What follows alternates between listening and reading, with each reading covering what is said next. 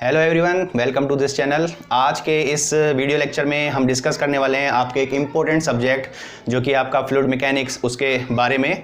और जनरली ये जो लेक्चर्स रहेंगे वो आपके ऑब्जेक्टिव पॉइंट ऑफ व्यू से होंगे। ये काफ़ी इंटरेस्टिंग सब्जेक्ट के साथ साथ स्कोरिंग सब्जेक्ट्स भी होता है किसी भी कंपटीशन एग्ज़ाम्स के लिए। तो उसी के साथ साथ हम एक एक लेक्चर्स में डिस्कस करेंगे कि किस प्रकार के क्वेश्चंस एग्ज़ाम्स में आते हैं और उनको कैसे सॉल्व करेंगे, कैसी आपकी डेफिनेशंस होंगी। तो चलिए स्टार्ट करते हैं आपका सब्जेक्ट फ्लूइड मैकेनिक्स। तो जहाँ तक सब्जेक्ट की बात है फ्लूइड मैकेनिक्स, तो किसी भी सब्जेक्ट्स को शुरू करने से पहले हमें ये पता होना चाहिए कि इस सब्जेक्ट्स में हम पढ़ने क्या वाले हैं, या ये जो आपका सब्जेक्ट्स है वो किन किन चीज़ों की जानकारी आपको देता है, या इस सब्जेक्ट को हम कितने कैटेगरीज में बांट सकते हैं। तो एक एक करके हम डिस्कस करते हैं। तो सबसे पहले अगर हम बात करें इस सब्जेक्ट्स की डेफिनेशन की, या इस सब्जेक्ट को कैसे डिफाइन किया गया, तो फ्लूइड मैकेनिक्स, तो जहाँ तक बात करें इसको कैसे डिफाइन कर सकते हैं, it is that branch of science which deals with the behaviour of fluid. मतलब एक ऐसी ब्रांच जिसके अंदर फ्लूइड के बिहेवियर के ऊपर हम स्टडी करते हैं, वो आपकी है फ्लूइड मैकेनिक्स। बिहेवियर का मतलब है कि फ्लूइड है, सपोज आपकी स्टैटिक कंडीशन में रखा हुआ है, सपोज फ्लोइंग कंडीशन में है, या उसके ऊपर किसी भी प्रेशर फोर्स या ग्रेविटी फोर्स का इन्फ्लुएंसेस है, तो उस कंडीशंस में इसका आचरण, इसका बिहेवियर कैसा होगा, वो सब कुछ हम इस सब्जेक्ट्स में पढ़ते हैं। तो वन लाइन में अगर हम इसको डिफाइन करें, it is that branch of science which deals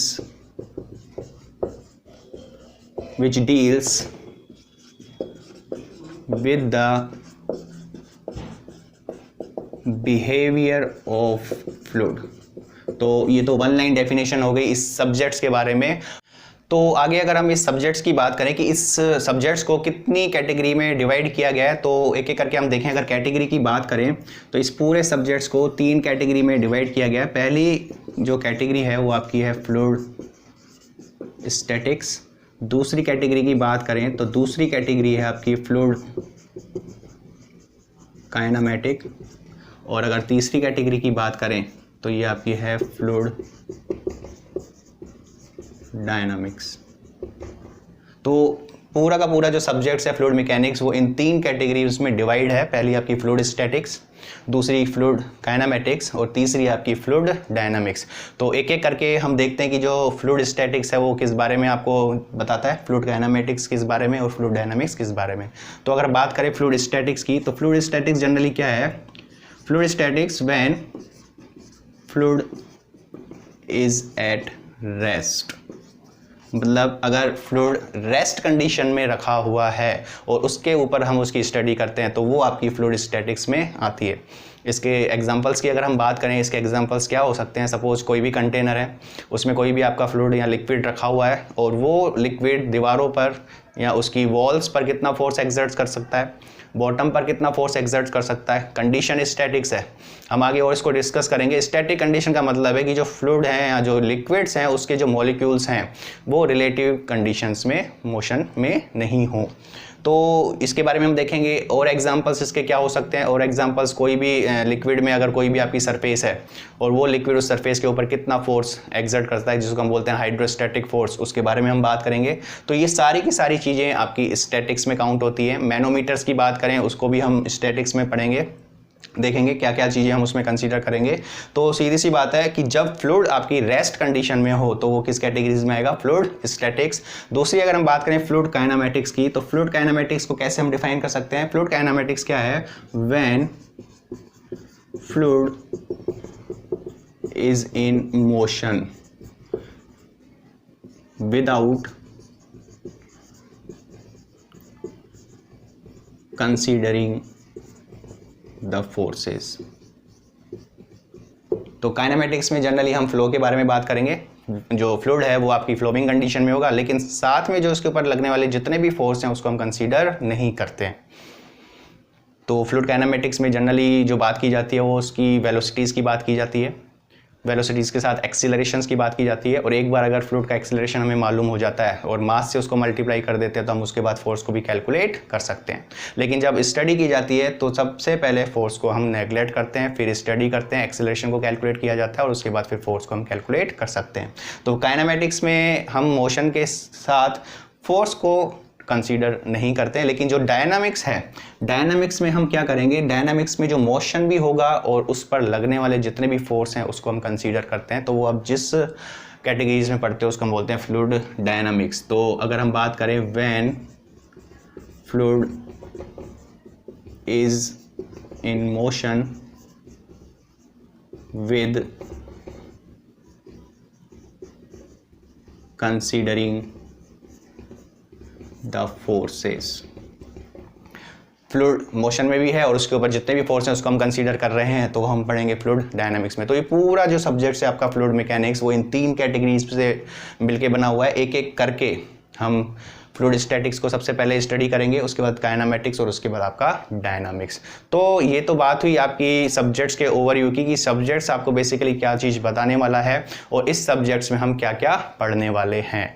और नेक्स्ट अगर हम बात करें तो हम नेक्स्ट डिस्कस करते हैं कि जो भी आपका फ्लूइड है उसको कैसे डिफाइन किया जाता है। तो अगर हम डिफाइन करें फ्लूइड को, तो फ्लूइड को डिफाइन करने से पहले हम बेसिकली ये समझें कि जो आपका मैटर है उसमें किन किन चीज़ों को कंसीडर किया जाता है। तो अगर मैटर की बात करें तो मैटर में जनरली आपका सॉलिड, लिक्विड और गैसेज होती हैं। और फ्लूइड की जहाँ तक हम बात करें तो फ्लूइड में हम लिक्विड और गैसेज दोनों को कंसीडर करते हैं। तो फ्लूइड की डेफिनेशन समझने से पहले अगर हम बात करें जो डिफरेंसेस की, मतलब सॉलिड और फ्लूइड या सॉलिड और लिक्विड में क्या डिफरेंस है, उसके बाद हम डेफिनेशन को समझ सकते हैं। तो अगर हम बात करें कि जो डिफरेंस है सॉलिड और लिक्विड्स में या गैसेज में, उसको कैसे डिफाइन कर सकते हैं, तो हम एक एग्जाम्पल से अगर समझें, मैं एक एलिमेंट लेता हूं, सपोज ये आपका एलिमेंट हुआ, ये मैंने एलिमेंट कंसीडर किया और एक ये दूसरा मैंने एलिमेंट कंसीडर किया। अभी हम हाल फिलहाल बात करते हैं सॉलिड और बात करते हैं हम फ्लूइड के केस में लिक्विड की, क्योंकि लिक्विड और गैसेस दोनों कंसीडर होते हैं। तो मैं अभी हाल फिलहाल बात करता हूँ लिक्विड की। तो बेसिकली इन दोनों में डिफरेंस क्या है, आपको पता है कि जो सॉलिड है उसमें जो आपके मॉलिक्यूल्स हैं वो काफ़ी क्लोजली बाउंड होते हैं और उस वजह से जो इंट्रामोलिकुलर फोर्सेज होते हैं वो काफ़ी स्ट्रॉन्ग होते हैं as compare to the liquid. तो अगर हम बात करें सॉलिड की, तो इस केस में जो मॉलिक्यूल्स हैं वो पास पास होंगे, जिस वजह से आपके जो इंटरमोलिकुलर फोर्सेज होंगे वो काफ़ी स्ट्रॉन्ग होंगे। लेकिन अगर जहाँ तक लिक्विड की बात करें, लिक्विड में जो ये मॉलिक्यूल्स हैं वो थोड़े दूर होंगे, जिनकी वजह से इनके में जो इंटरमोलिकुलर फोर्सेज होते हैं वो सॉलिड के कंपैरिजन में कम होते हैं। तो अगर हम बात करें इस सॉलिड में, हमने एक फोर्स लगाया सॉलिड पे F, जैसे ही आपने एक फोर्स, शियर फोर्स अप्लाई किया सॉलिड के ऊपर, तो इसकी वजह से इसमें कुछ डिफॉर्मेशन हुआ और जैसे ही आपने इस फोर्स को यहाँ से रिमूव किया, इस फोर्स को आपने रिमूव किया, तो ये जो सॉलिड है ये अपनी पुरानी पोजीशन पर आने की कोशिश करता है। हो सकता है कि ये पूरा अपनी पुरानी जगह पे आ जाए, या जिसको हम इलास्टिक मटेरियल कहते हैं, या कुछ हद तक वो वापस आए, लेकिन आने की कोशिश करता है क्योंकि इसके जो मॉलिक्यूल्स हैं उनमें रेजिस्टेंस ज़्यादा होता है। लेकिन जहाँ तक अगर हम बात करें लिक्विड या गैस के केस में, लिक्विड के केस में अगर आपने एक स्मॉल फोर्स F यहाँ पे अप्लाई किया तो इसमें डिफॉर्मेशन हुआ और जैसे ही आपने इस फोर्स को यहाँ से रिमूव किया, ये कभी भी अपनी पुरानी पोजीशन पर वापस नहीं आ पाता। क्यों नहीं आ पाता? क्योंकि इसमें जो रेजिस्टेंस है वो काफ़ी कम है। तो यहाँ से हम फ्लूइड को डिफाइन कर सकते हैं। हम बचपन में भी पढ़ते आ रहे हैं कि जो फ्लूइड है उसको आप कैसे डिफाइन करते हो कि जो फ्लूइड है वो बहने की प्रवृत्ति रखता है। अगर हम उसको थोड़ा और मॉडिफाई करें तो बहने की प्रवृत्ति का मतलब क्या है कि फ्लूइड के ऊपर अगर हमने एक स्मॉल शियर फोर्स भी अप्लाई किया तो उसमें कंटिन्यूसली डिफॉर्मेशन होता है, उसमें लगातार डिफॉर्मेशन होता रहता है जब तक कि वो शियर फोर्स आपका एग्जिस्ट करता है। तो ये एक बेसिक टेक्निकल डेफिनेशन हो गई फ्लूइड की। तो अगर हम बात करें फ्लूइड की डेफिनेशन की, तो फ्लूइड को आप कैसे डिफाइन कर सकते हो? फ्लूइड को हम ऐसे डिफाइन कर सकते हैं, fluid is a substance which is capable of flowing। ये तो हम पढ़ते आ रहे हैं और अभी हमने बात की। तो अगर हम इसके ऊपर एक shear force लगाते हैं तो इसमें आपका परमानेंट डिफॉर्मेशन होता है, यहाँ उसका कंटिन्यूसली डिफॉर्मेशन होता है। तो fluid is a substance which is capable of flowing और deforming under the action of shear force। लगातार डिफॉर्म होता रहेगा जब तक कि आपका शीयर फोर्स एग्जिस्ट करता है। तो ये एक इसकी बेसिक डेफिनेशंस हुई। और ये जो आपका डिफॉर्मेशन होगा वो कंटिन्यूसली होगा, इसीलिए डिफॉर्मेशन की जो रेट है वो इस केस में काफ़ी इंपॉर्टेंट हो जाती है। हम आगे भी डिस्कस करेंगे, जो विस्कोसिटी है, न्यूटन्स लॉ ऑफ विस्कोसिटी है, उसमें भी हम डिफाइन करेंगे कि जो शीयर स्ट्रेस है और जो ये डिफॉर्मिंग है, डिफॉर्मेशन की रेट है, वो किस प्रकार से आपस में रिलेट करते हैं। तो अभी तक जो फ्लूइड की डेफिनेशन है आपकी ये है। और अगर हम बात करें फ्लूइड के एग्जांपल्स की बात करें तो फ्लूइड में आप जनरली लिक्विड, गैसेस, वेपर, इन चीज़ों को कंसीडर करते हैं। इस सब्जेक्ट्स की अगर हम बात करें, इस सब्जेक्ट्स में हम जनरली लिक्विड्स के बारे में ज़्यादा बात करेंगे और गैसेस के बारे में इतनी ज़्यादा बात नहीं होगी। तो कभी भी फ्लूइड अगर है तो लिक्विड की बात की जा रही है तो कन्फ्यूज़न नहीं होना चाहिए, क्योंकि लिक्विड वो आपका फ्लूइड माना जाएगा, क्योंकि गैसेस की बात हम जब करेंगे तो स्पेशली गैस को बोला जाता है। तो जनरली जो फ्लूइड है वो लिक्विड में हम ज़्यादा यूज़ करेंगे, क्योंकि इस सब्जेक्ट्स में लिक्विड के ऊपर आपकी जो स्टडीज़ है वो as compare to the gas बहुत ज़्यादा है। तो ये तो बात हुई आपकी जो फ्लूइड है उसके बारे में। नेक्स्ट हम डिस्कस करेंगे जो आपकी फ्लूइड है उसकी प्रॉपर्टीज़ के बारे में। जो फ्लूइड है उसकी प्रॉपर्टीज़ को हम कैसे डिफाइन करते हैं। तो नेक्स्ट अगर हम बात करें प्रॉपर्टीज़ ऑफ फ्लूइड के बारे में, तो जो फ्लूइड है उसकी प्रॉपर्टीज़ कौन कौन सी डिफाइन की जाती हैं, यहाँ हम पहले प्रॉपर्टीज़ को समझें। तो सपोज हम किसी भी दो फ्लूइड्स या किसी भी दो लिक्विड या दो गैसेज हैं, उनके बीच में अगर हम कंपैरिजन करना चाहें तो जो कंपैरिजन का बेस होगा वो क्या होगा, वो आपकी होती हैं प्रॉपर्टीज़, जिससे हम एक फ्लूइड को दूसरे फ्लूइड से डिफरेंशिएट कर सकें, उसी को हम बोलते हैं प्रॉपर्टीज़। हम देखेंगे कि जो जो फ्लूइड की प्रॉपर्टीज़ हैं या फ्लूइड को किस किस नाम से जाना जा सकता है, प्रॉपर्टीज़ के नाम से जाना जा सकता है, उसके बारे में डिस्कस करते हैं। तो सबसे पहले अगर हम प्रॉपर्टीज़ की बात करें, सबसे फर्स्ट प्रॉपर्टीज़ की बात करें तो वो आपकी प्रॉपर्टीज़ है डेंसिटी, जिसको आप बोलते हो मास डेंसिटी। तो सबसे पहली जो डेंसिटी, और कई जगह आपको मास डेंसिटी मिलेगी और इसको हम रो सिंबल से व्यक्त करते हैं, नोट करते हैं, डेंसिटी और मास डेंसिटी। तो सबसे पहले हम इसको समझें कि जो डेंसिटी है उसको हम कैसे डिफाइन कर सकते हैं। आपने पहले भी कई जगह पे सुन रखा होगा डेंसिटी। तो डेंसिटी एक पर्टिकुलर एरिया में क्वांटिटीज़ को भी शो कर सकता है, एक पर्टिकुलर वॉल्यूम में कितनी क्वांटिटीज़ है उसको भी शो कर सकता है। जैसे हम बात करते हैं पॉपुलेशन डेंसिटी की, तो उसमें पर स्क्वायर एरियाज़ में हम डिफाइन करते हैं कि कितने लोग हैं, तो वहाँ पे जो बेस है वो एक एरियाज़ हो जाता है। लेकिन ज़रूरी नहीं है कि हर जगह एरियाज़ हो। फ्लूइड मैकेनिक्स सब्जेक्ट्स के केस में जो आपका बेस होगा वो आपका होगा वॉल्यूम, क्योंकि जो फ्लूइड है उसको हम वॉल्यूम से जानते हैं। जैसे ही आपका वॉल्यूम डिफाइन होगा और उस वॉल्यूम में कितनी क्वांटिटी है किसी भी फ्लूइड की, तो उसको हम डिफाइन कर सकते हैं। और अगर हम इसकी डेफिनेशन की बात करें, तो डेफिनेशन क्या है, it is ratio of mass to the volume. तो अगर हम मैथमेटिकली इसको डिफाइन करें रो को, तो it is ratio of mass to the volume, मतलब मास और वॉल्यूम का जो रेशियो होगा उसको हम बोलते हैं डेंसिटी। मास आपका होता है केजी में और वॉल्यूम आपका होता है मीटर क्यूब में। तो जो डेंसिटीज़ है उसकी जो यूनिट होगी या उसका जो मात्रक होगा वो आपका होगा केजी पर मीटर क्यूब्स। डायमेंशनल फॉर्मूले की बात करें तो डायमेंशनल फॉर्मूला केजी को हम एम से लिखेंगे, मीटर लेंथ को हम एल से लिखेंगे, और इसका जो डायमेंशनल फॉर्मूला हो जाएगा m1l-3।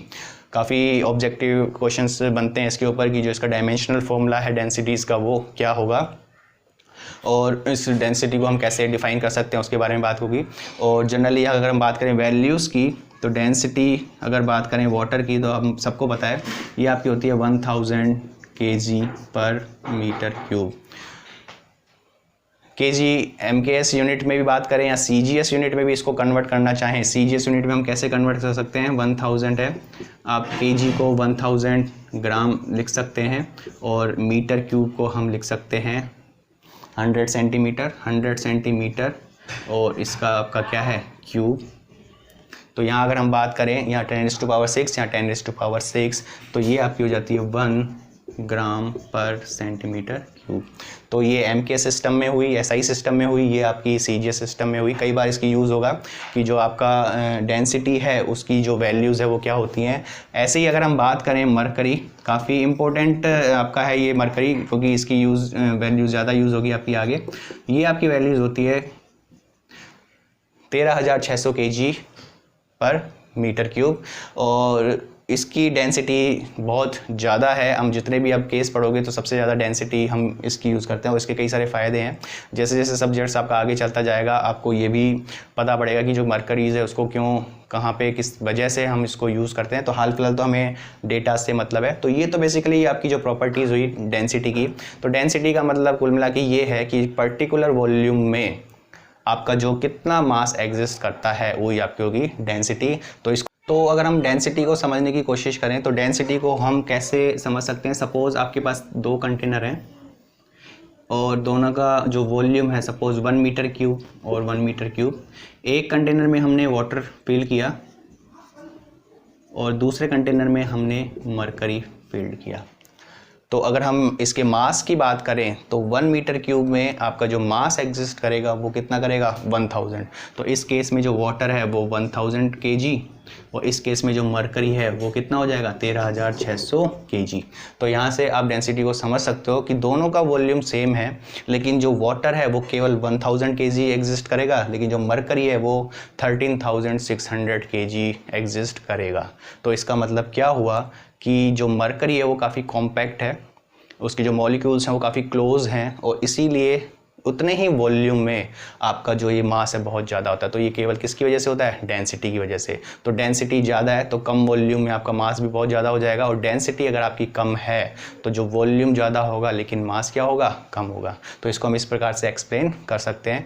दूसरी अगर हम बात करें एग्जाम्स पॉइंट ऑफ व्यू से, तो जो डेंसिटीज़ में कई बार पूछते हैं कि जो टेम्परेचर और जो प्रेशर है उसका क्या इफ़ेक्ट रहता है डेंसिटी के ऊपर, उसके बारे में। तो हम देखते हैं कि जो प्रेशर और टेम्परेचर का जो इफ़ेक्ट है डेंसिटी के ऊपर वो किस प्रकार से दिया जाता है। तो प्रेशर और अगर टेम्परेचर की बात करें डेंसिटी के ऊपर तो सिंपल सी बात है। सपोज़ आपने लिया कि जो प्रेशर के ऊपर जो डेंसिटी, या इसको हम इस प्रकार से भी डिफाइन करें, जो आपकी डेंसिटी है रो, इस डेंसिटी के ऊपर प्रेशर और इस डेंसिटी के ऊपर टेम्परेचर का क्या रोल होगा। तो सपोज हम एक केस डिस्कस करते हैं कि एक जो फ्लूइड है उसके प्रेशर को आपने इंक्रीज़ किया। तो प्रेशर इंक्रीज़ होने से क्या हुआ, प्रेशर इंक्रीज़ होने से जो आपका फ्लूइड है उसका वॉल्यूम है वो कम हुआ। सपोज हम एक एग्जांपल की बात करें, एक suppose piston and cylinder arrangement की बात करें। सपोज यहाँ पे आपका कोई फ्लूइड है, यहाँ हम एक फोर्स अप्लाई करते हैं F।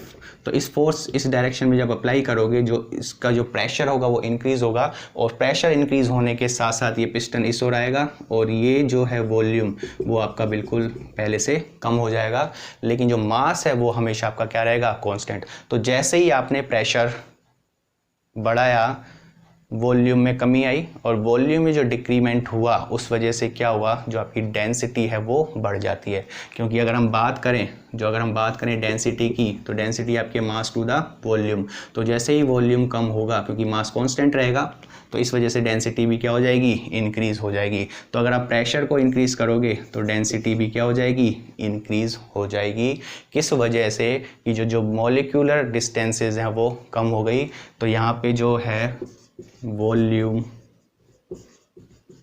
डिक्रीजेस, जो वॉल्यूम डिक्रीज होने की वजह से जो डेंसिटी हो गई वो क्या हो गई, बढ़ गई। दूसरा अगर हम बात करें टेम्परेचर की, तो टेम्परेचर अगर हम इंक्रीज़ करें तो टेम्परेचर इंक्रीज़ करने से क्या होगा कि अगर किसी भी फ्लूइड का आप टेम्परेचर इंक्रीज़ करते हो तो उनमें जो काइनेटिक एनर्जी की वजह से जो मॉलिक्यूल हैं वो काफ़ी दूर दूर जाने लगते हैं, जिस वजह से जो वॉल्यूम है वो आपका क्या हो जाता है, बढ़ जाता है। तो यहाँ अगर हम बात करें वॉल्यूम की, वॉल्यूम जैसे ही यहाँ पे बढ़ा और मास हमेशा क्या रहेगा, कॉन्स्टेंट, तो इस वजह से जो डेंसिटीज़ है वो क्या हो जाएगी, कम हो जाएगी। तो टेम्परेचर अगर आप इंक्रीज़ करते हो तो डेंसिटीज़ में क्या हो जाएगा, डिक्रीमेंट, क्योंकि जो मॉलिक्यूलर डिस्टेंस है वो क्या हो जाती है, डिक्रीज। अगर इसमें बात करें तो यहाँ पे जो मॉलिक्यूलर डिस्टेंस डिक्रीजेस, तो वॉल्यूम भी क्या हो जाता है, डिक्रीज।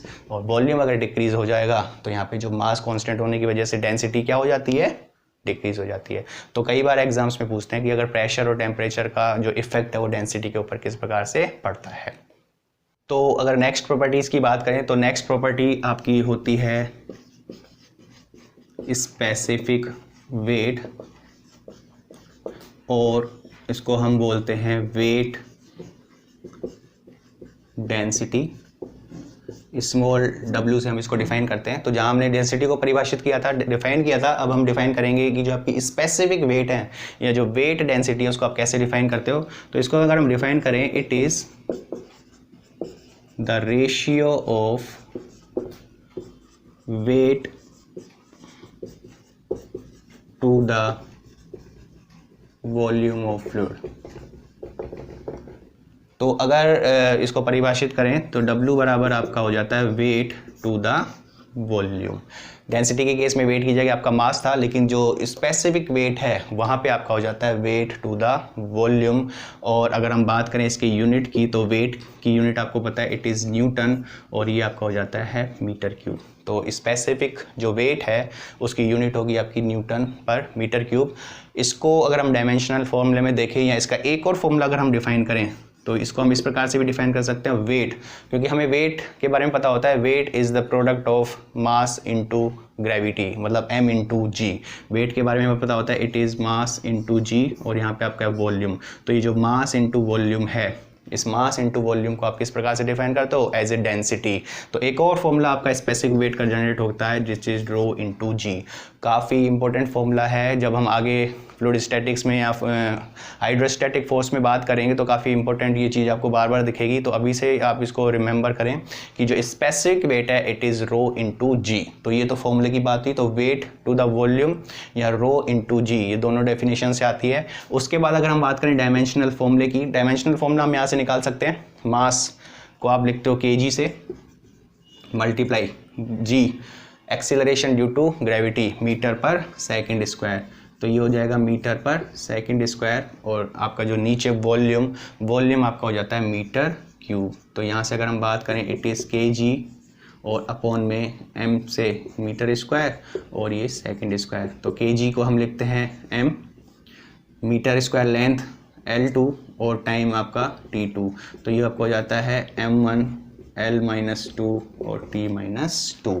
ऑब्जेक्टिव में आपसे पूछ सकता है कि जो स्पेसिफिक वेट है उसका जो डायमेंशनल फॉर्मूला होगा वो क्या होगा, m1 L-2 एंड T-2। तो ये तो बेसिकली डेफिनेशन हो गई स्पेसिफिक वेट की।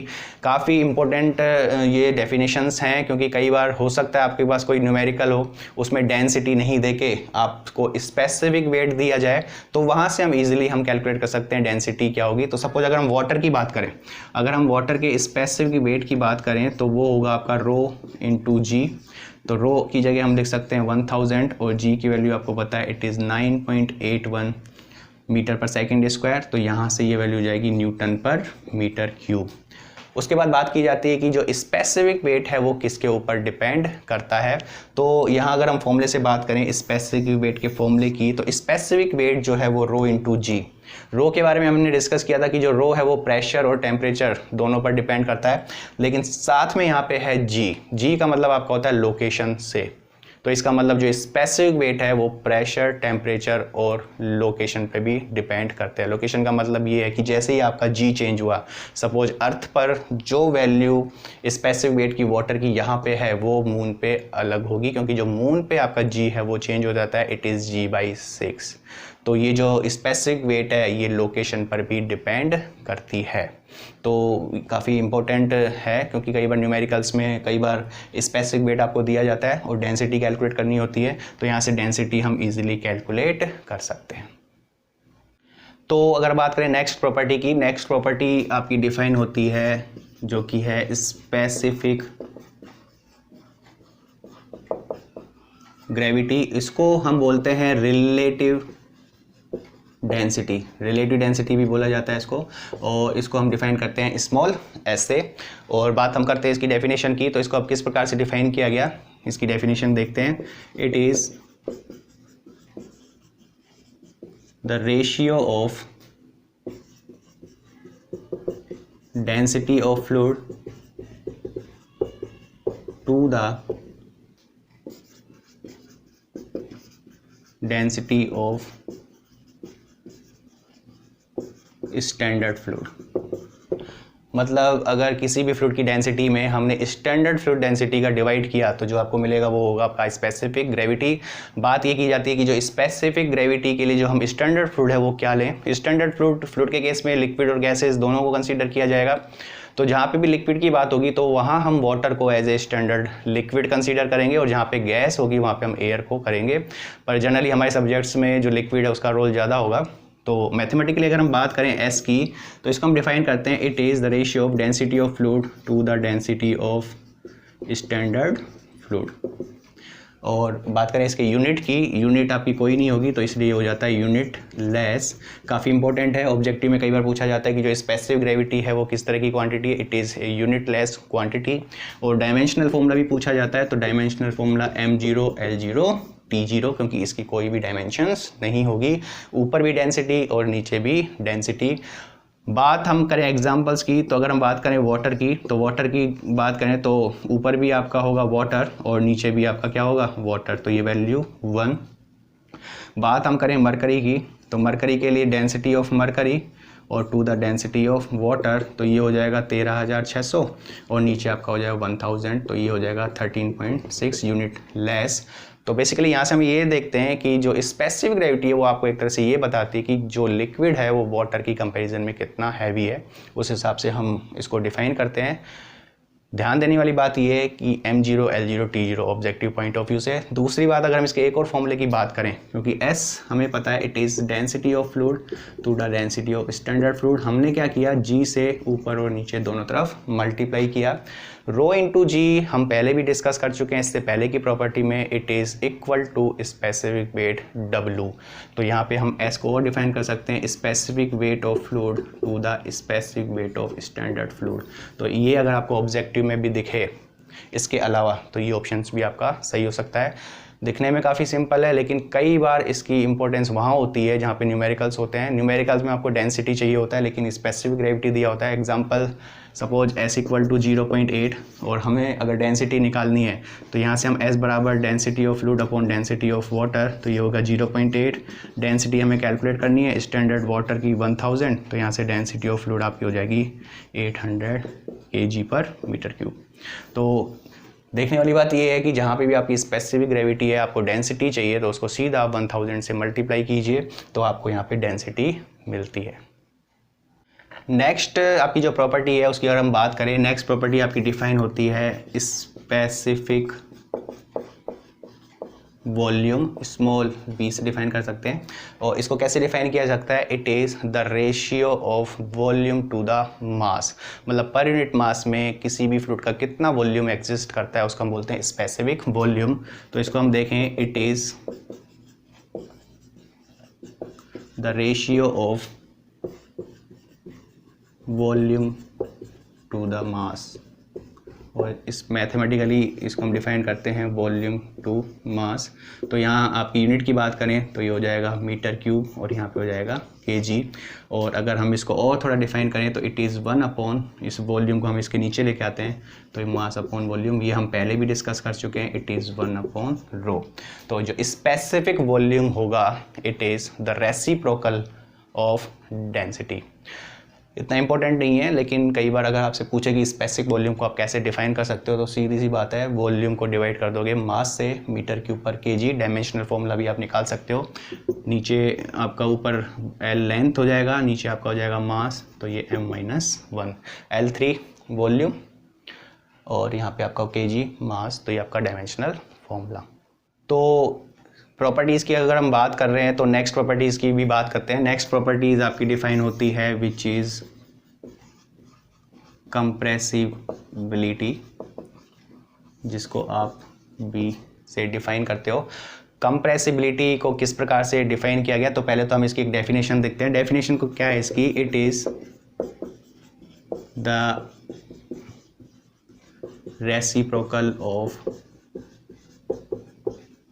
बल्क मॉडुलस के।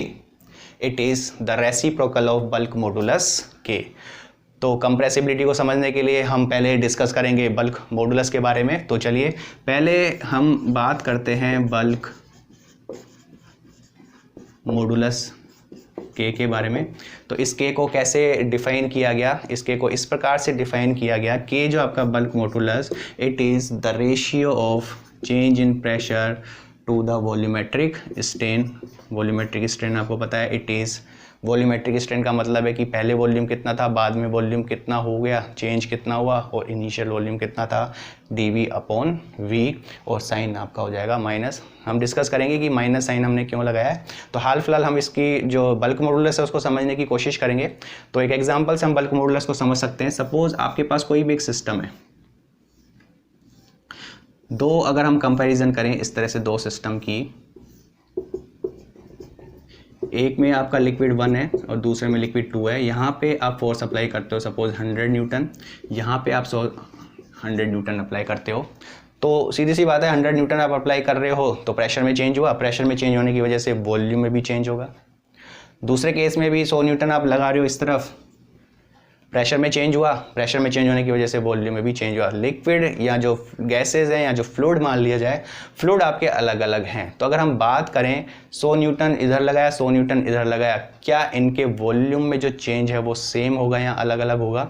तो सीधी सी बात है इनके जो वॉल्यूम में चेंजेस होंगे वो डिफरेंट होंगे, क्योंकि फ्लूइड आपके डिफरेंट है। और ये जो प्रॉपर्टीज़ डिफाइन होगी वो आपकी होगी बल्क मॉडुलस। बल्क मॉडुलस का मतलब यही है कि हम कितना प्रेशर अप्लाई करें और उसमें वॉल्यूम में कितना परिवर्तन या चेंज होता है, उसी को हम बोलते हैं बल्क मॉडुलस। और ये जो प्रॉपर्टी है वो डिपेंड करती है आपकी फ्लूइड के ऊपर। और दूसरा काफ़ी इम्पोर्टेंट क्वेश्चंस आता है कि जो बल्क मॉडुलस है वो प्रेशर के साथ कैसे वेरी करता है। तो जैसे जैसे प्रेशर आपका बढ़ता जाएगा वैसे वैसे बल्क मॉडुलस भी आपका बढ़ता जाएगा। कई बार पूछा हुआ है, ऑब्जेक्टिव क्वेश्चंस है, क्यों बढ़ता जाएगा। सपोज हम बात करें यहाँ पे हमने 100 न्यूटन का फोर्स लगाया, तो ये आपका सिस्टम या पिस्टन या ये जो आपका प्लंजर है ये यहाँ आया। इसको और कंप्रेस करने के लिए, इस फ्लूइड जो पहले से ही कंप्रेस हुआ है इसको और कंप्रेस करने के लिए, इसके वॉल्यूम में और चेंज करने के लिए हमें और ज़्यादा प्रेशर अप्लाई करना पड़ेगा। या क्यों करना पड़ेगा कंप्रेस? तो इसका मतलब क्या हुआ, इसका जो बल्क मॉडुलस है वो आपका बढ़ जाता है। तो ध्यान रखना कि जैसे जैसे आप प्रेशर बढ़ाते जाओगे वैसे वैसे बल्क मॉडुलस भी क्या होता जाएगा, बढ़ता जाएगा। प्रॉपर्टीज़ हमने यहाँ पे ये डिफाइन की, it is the change in pressure to the volumetric strain. Minus sign क्यों आया? माइनस साइन इसलिए आया क्योंकि जो के है वो आपका पॉजिटिवली डिफाइन होगा, क्योंकि जहाँ पे अगर हम प्रेशर को बढ़ाते जाएंगे तो वॉल्यूम कम होता जाएगा, तो ये वैल्यू नेगेटिव होगी, तो इसको नेगेटिव से मल्टीप्लाई करना पड़ेगा ताकि ये वैल्यू पॉजिटिव हो जाए। या इसको हम एक टर्म्स में डिफाइन कर सकते हैं कि जो इसका नेचर होगा और इसका नेचर होगा वो दोनों अलग अलग होंगे। प्रेशर बढ़ेगा, प्रेशर अगर बढ़ाओगे तो वॉल्यूम कम होगा, प्रेशर कम करोगे तो वॉल्यूम बढ़ेगा, अपोजिट नेचर के होंगे। इसलिए माइनस साइन हम यहाँ पे यूज़ करते हैं ताकि जो के है वो पॉजिटिवली डिफाइन हो। तो एक फॉर्मूला तो हम ये डिफाइन करते हैं। दूसरा फॉर्मूला और डिफाइन करता है डेंसिटी की टर्म्स में। कैसे डिफाइन कर सकते हैं? डेंसिटी आपका होता है it is mass to the volume, या डेंसिटी इनटू वॉल्यूम आपका होता है मास। हम दोनों तरफ डिफ्रेंशिएट करते हैं, तो डिफ्रेंशिएट करने के लिए चेन रूल लगाते हैं। तो rho into D V plus B into D rho, और मास हमेशा कांस्टेंट रहेगा तो इसका डिफ्रेंशिएशन आपका हो जाता है 0। तो यहाँ पे अगर हम बात करें डी वी अपॉन वी की, तो ये आपका हो जाता है इट इज़, माइनस के साथ हम बात करें it is D rho upon में रो। तो यहाँ पे जो बल्क मॉडुलस है उसका एक और फॉर्मूला आपका चेंज होके आया, इट इज़ डी पी। और अगर हम बात करें minus D V upon V की, it is equal to D rho upon rho. तो यहाँ पे rho into D P upon D rho. तो बल्क मॉडुलस इस तरह से भी डिफाइन कर सकते हो, बल्क मॉडुलस आप इस तरह से भी डिफाइन कर सकते हो। लेकिन बात हो रही है कंप्रेसिबिलिटी की, तो यहाँ से कंप्रेसिबिलिटी को हम कैसे डिफाइन कर सकते हैं? कंप्रेसिबिलिटी को आप डिफाइन कर सकते हो 1 अपॉन के से। तो 1 अपॉन के से अगर हम डिफाइन करें तो ये फॉर्मूला भी यूज़ कर सकते हैं और हम ये फॉर्मूला भी यूज़ कर सकते हैं। तो अगर हम ये फॉर्मूला यूज़ कर सकते हैं तो ये हो जाएगा डी रो अपॉन रो इंटू डी पी। तो ये हाल फिलहाल बात हुई इसकी डेफिनेशंस की, कंप्रेसिबिलिटी के बारे में या जो फॉर्मूला है उसके बारे में। और आगे हम डिस्कस करते हैं कि जो कंप्रेसिबिलिटी का मतलब क्या हुआ, कौन सा फ्लूइड कंप्रेसिबल बोला जाता है या कौन सा फ्लूइड इनकम्प्रेसिबल बोला जाता है। कंप्रेसिबल फ्लूइड में डेंसिटी का क्या चेंजेस होंगे, इनकम्प्रेसिबल में क्या होगा, उसके बारे में हम अभी देखते हैं। और उसके बाद हम एक डिस्कस करेंगे न्यूमेरिकल कि जो बल्क मॉडुलस है उसके ऊपर न्यूमेरिकल को कैसे हम डिस्कस करेंगे। तो कंप्रेसिबिलिटी के बारे में हमने अभी तक ये फॉर्मूला डिस्कस किया। अब हम देखते हैं कि जो कंप्रेसिबिलिटी है या जो इनकम्प्रेसिबल फ्लूइड है उसको कैसे डिफाइन किया जाए। सपोज हम एक एग्जांपल लेते हैं, हमने मान लिया B = 0। इसका मतलब क्या हुआ, जो आपकी कंप्रेसिबिलिटी है वो क्या हुई, 0, और कंप्रेसिबिलिटी 0 हुई, इसका मतलब जो फ्लूइड है वो आपका क्या है, इन कंप्रेसिबल, क्योंकि कंप्रेसिबिलिटी आपकी 0, फ्लूइड आपका कैसा हो जाएगा, इनकम्प्रेसिबल फ्लूइड। तो देखते हैं इनकम्प्रेसिबल फ्लूइड के लिए जो डेंसिटीज़ में वेरिएशन कैसे होंगे। तो यहाँ से हम देख सकते हैं, ये हम फॉर्मूला देखते हैं B d/ρ × dP, इसको हमने किया 0, तो इसको 0 किया तो ये और ये 0 नहीं हो सकते, 0 आपका क्या होगा, d/ρ की वैल्यू आपकी 0, d/ρ मतलब change in density, change in density 0 मतलब डेंसिटी में कोई भी चेंज नहीं होता। तो यहाँ से हम ये कंक्लूजन निकाल सकते हैं कि जो इनकम्प्रेसिबल फ्लूइड के लिए density is always remains constant. अगर डेंसिटी आपकी हमेशा कांस्टेंट है तो इसका मतलब जो फ्लूइड है या जो फ्लो है वो आपका कैसा फ्लो कहलाएगा, इनकम्प्रेसिबल फ्लो। तो यहाँ से हम दो चीज़ों पे बात करते हैं। पहली पॉइंट ये थी, for incompressible fluid density remains constant. यहाँ से हम ये एनालिसिस कर सकते हैं जो डेंसिटी है वो हमेशा क्या रहेगी, कांस्टेंट। और दूसरा बल्क मॉडुलस में हमने क्या कंक्लूजन निकाला, बल्क मॉडुलस में ये जो ऑब्जेक्टिव पॉइंट ऑफ व्यू से जैसे जैसे आपका बल्क मॉडुलस इंक्रीज़ होता जाएगा प्रेशर भी इंक्रीज, या हम इसको इस प्रकार से डिफाइन कर सकते हैं, हम इसको ये कह सकते हैं कि जो bulk modulus increases with increase in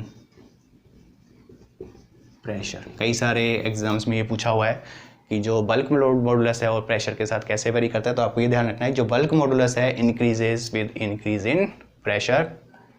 bulk modulus की हमने बात की थी, तो बल्क मॉडुलस दो और डिफाइन होते हैं जिसको हम बोलते हैं आइसोथर्मल बल्क मॉडुलस और एडियाबैटिक बल्क मॉडुलस। तो उसका लिंक आपको डिस्क्रिप्शन बॉक्स में मिल जाएगा, इतने इंपॉर्टेंट नहीं है, अगर किसी को आप देखना हो तो वो डिस्क्रिप्शन बॉक्स में उसका लिंक आपको मिलेगा। चलिए हम एक न्यूमेरिकल की बात करते हैं। जो बल्क मॉडुलस है सिंपलेस्ट न्यूमेरिकल है, एक न्यूमेरिकल है आपका, an increase in pressure of 2 bar decreases the volume of liquid by 0.01%, then find the bulk modulus in Nm/m²। तो अगर हम बात करें बल्क मॉडुलस की, तो बल्क मॉडुलस के केस में हम डिफाइन किया था K जो है आपका change in pressure to the volumetric strain.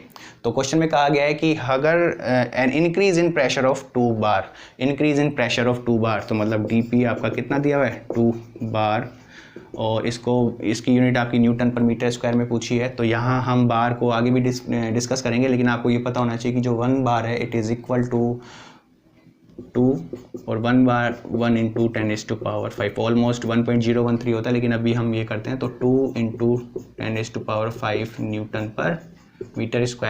अगर 2 बार प्रेशर में चेंजेस आते हैं, इंक्रीज करते हैं, तो वॉल्यूम डिक्रीज होगा, वो हम पहले भी डिस्कस कर चुके हैं। डिक्रीज कितना होगा, 0.01%, डिक्रीज हो रहा है 0.01%। तो परसेंट का मतलब ही आपका होता है कि इनिशियल जितना वॉल्यूम था उसके रेस्पेक्ट में कितना वॉल्यूम चेंज हुआ। तो ये आपका वॉल्यूम चेंज हो गया, ये आपका इनिशियल वॉल्यूम हो गया। तो इसका मतलब ये डायरेक्ट आपको परसेंटेज दिया हुआ है, लेकिन ये परसेंटेज हटाने के लिए हम किसका डिवाइड करते हैं, 100 का। तो यहाँ अगर हम K की बात करें तो K dP minus dV/d, dP की जगह 2 × 10⁵ Nm/m², और माइनस dV/V ये परसेंटेज ही है, तो 0.01% है, इसको हटाने के लिए आप 100 से डिवाइड करोगे। तो यहाँ अगर हम वैल्यूज़ की बात करें तो 2 × देखो 10⁵, 10⁻² 7, और ये 2 और, तो 10⁹9 यूनिट आपकी हो जाएगी Nm/m²। तो बल्क मॉडुलस के ऊपर इस तरह के सिंपलेस्ट ऑब्जेक्टिव में न्यूमेरिकल्स आ सकते हैं। दूसरी बात, जो बल्क मॉडुलस की जो यूनिट होगी, इट इज़ Nm/m², जो कि प्रेशर की यूनिट के बराबर होगी, क्योंकि जो वॉल्यूमेट्रिक स्ट्रेन है इसकी आपकी कोई भी यूनिट नहीं होती है। एक और क्वेश्चन की बात करते हैं, क्योंकि बल्क मॉडुलस को हमने वॉल्यूम से भी डिफाइन किया था और बल्क मॉडुलस को हमने डेंसिटी से भी डिफाइन किया था, क्योंकि अगर वॉल्यूम में चेंजेस आएंगे तो डेंसिटी में भी चेंजेस आएंगे। क्वेश्चन आपका, when a pressure of a given mass of liquid is increase from 3 megapascal to 3.5 megapascal, the density of liquid increases from 500 kg metre cube to 501 kg पर metre cube.